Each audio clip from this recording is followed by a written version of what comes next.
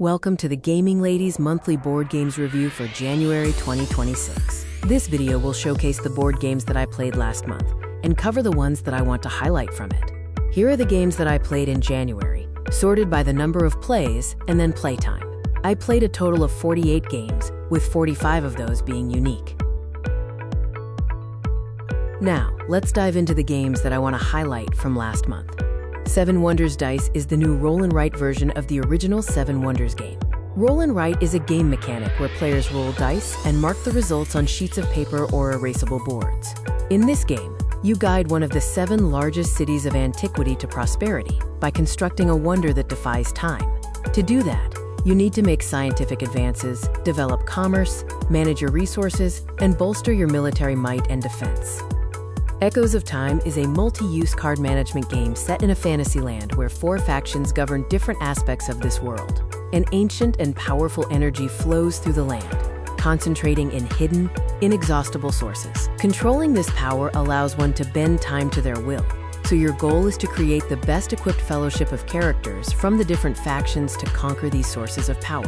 The game has more than 100 cards with unique effects that you will use to build your deck, and a sliding tile system that guides you in managing the time needed for your cards to join your fellowship, while simultaneously controlling the activation of those cards' effects.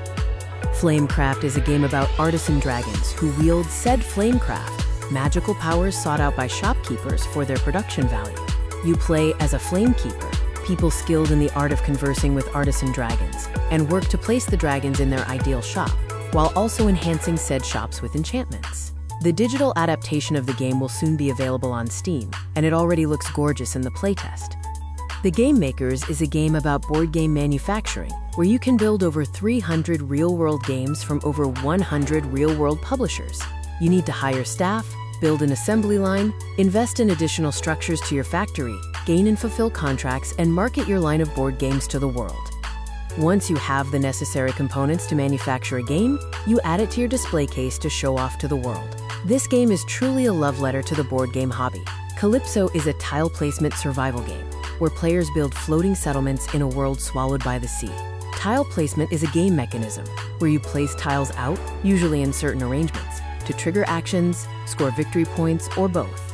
In this game, players draft tiles to expand their floating foundation so that they can build their settlement on top of it.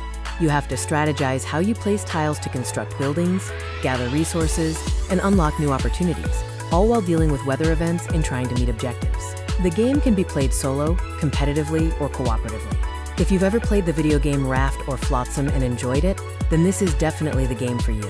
It's the one I enjoyed most last month. Pina Cola Dice is a dice rolling game similar to Yahtzee, where you roll the dice up to 3 times a turn to claim one of the available combinations on coasters.